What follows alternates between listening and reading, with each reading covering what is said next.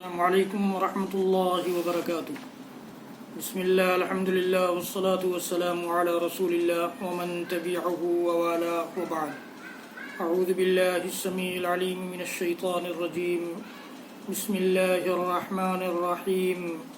القارعة ما القارعة وما أدراك ما القارعة يوم يكون الناس كالفراش المبثوث وتكون الجبال كالعهن المنفوش فأما من ثقلت موازينه فهو في عيشة راضية وأما من خفت موازينه فأمه هاوية وما أدراك ما هي نار حامية۔ محترم ناظرین و سامعین، اسلامی بھائیوں، دوستوں، عزیزوں، ماؤں اور بہنوں، قرآن سیکھو سیریز کے اس ویڈیو میں آپ سب کا خیر مقدم ہے۔ آج ہم سب قرآن پاک کی ایک مختصر سورۃ القاریعہ، القاریعۃ ما القاریعہ والی سورت سیکھیں گے۔ اس کے الفاظ کو آج سمجھیں گے کہ اس میں الفاظ زیادہ وارد ہوئے ہیں اور نئے الفاظ ہیں۔ حضرات گرامی، سب سے پہلا ہی ورڈ القاریعہ قرع یقرع سے بنا ہے، جس کے معنی ہوتا ہے کھٹکھٹانے والا، کھڑکھڑانے والا۔ جس طرح سے دروازہ کوئی کھٹکھٹاتا ہے، اسی طرح سے کھٹکھٹانے کو قرع یقرع کہا جاتا ہے، اسی سے قاریہ بنا ہے۔ یہ قیامت کے ناموں میں سے ایک نام ہے۔ مل قاریہ، ما استفہام کے لیے ہے، کیا ہے یہ قاریہ؟ یہ جب ترجمہ آپ دیکھیں گے، سنیں گے، جانیں گے تو سمجھ میں آئے گا۔ وما ادراک مل قاریہ، مل قاریہ اس سے پہلے گزرا، اور وما ادراک بھی اس سے پہلے گزر چکا ہے۔ وما ادراک مل حطمہ، آپ کو کیا پتہ، آپ کو کیا معلوم۔ تو وما ادراک توجہ دلانے کے لیے قرآن پاک میں بہت سارے مقامات پر استعمال ہوا ہے، جو یہی معنی دیتا ہے کہ آپ کو کیا معلوم، آپ کو کیا پتہ، تمہیں کیا پتہ۔ یوم یکون الناس کالفراش المبثوث، یوم کے معنی ہوتا ہے دن کے، اور کانا یکونو کے معنی ہوتا ہے ہونا، ہو جانا، اور الناس اس سے پہلے قل اعوذ برب الناس میں آپ نے جانا ہے لوگ، اور کاف تشبیہ کے لیے آتا ہے لائک کے معنی میں، اور الفراش کہتے ہیں ان پرندوں کو اور ان پروانوں کو جو شمع کے ارد گرد، لائٹ کے ارد گرد منڈلاتے ہیں، وہ پروانے کہلاتے ہیں، اسی کو الفراش کہا جاتا ہے عربی زبان میں۔ اور المبثوث بثہ بثو سے بنا ہے، جس کے معنی ہوتا ہے پھیلا ہوا، جس کے معنی پھیلا ہوا، منتشر۔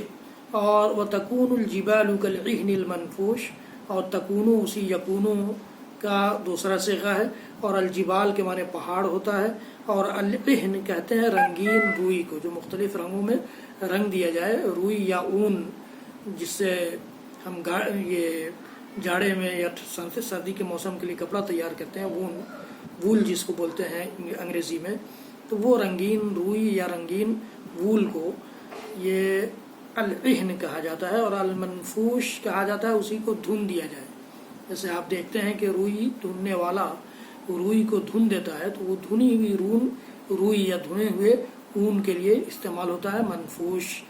فَأَمَّا مَنْ ثَقُلَتْ مَوَازِينُهُ، اما کے معنی ہوتا ہے جہاں تک، بہرحال، اور من کے معنی ہوتا ہے جو، ثقل یثقل کے معنی ہوتا ہے بھاری ہونا، وزنی ہونا، اور موازین میزان کی جمع ہے، جس کے معنی ترازو۔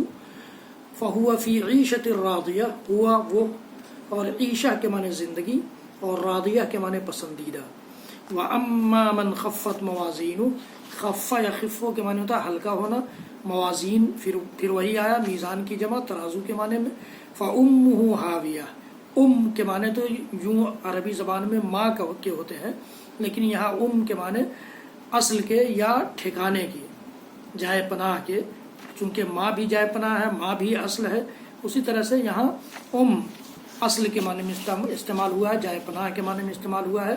اور ہاویہ، یہ ہاویہ کے معنی ہوتا ہے، یہ جہنم کا نام ہے، گہرائی، بہت گہری جگہ ہے جہنم کی، اس لیے اس کو ہاویہ کہا گیا ہے۔ اور وما ادراک ما ہیہ، ما ادراک پہلے گزر چکا، ما ہیہ، ما یہ استفہام کے لیے، سوال کے لیے، اور ہیہ اسی ہاویہ کے لیے آیا ہے۔ نار کے معنی اس سے پہلے آپ نے جانا ہے، پڑھا ہے، سنا ہے، نار کے معنی آگ ہوتا ہے، اور حامیہ یہ گرم کے معنی میں ہوتا ہے، تیز تیز و تند، گرم، بہت زیادہ گرم۔ تو یہ الفاظ ہیں اس صورت کے، ان الفاظ کو پہلے ہم ذہن نشین کر لیں، اس کے بعد انشاءاللہ العزیز اگلے ویڈیو میں ہم سلیس ترجمہ سیکھیں گے، جانیں گے۔ حضرات گرامی، قرآن پاک کی ان صورتوں، چھوٹی چھوٹی صورتوں کی طرف آپ کی توجہ دلانے سے مقصود صرف یہ ہے کہ یہ صورتیں عام طور سے نماز میں تلاوت کی جاتی ہیں، پڑھی جاتی ہیں۔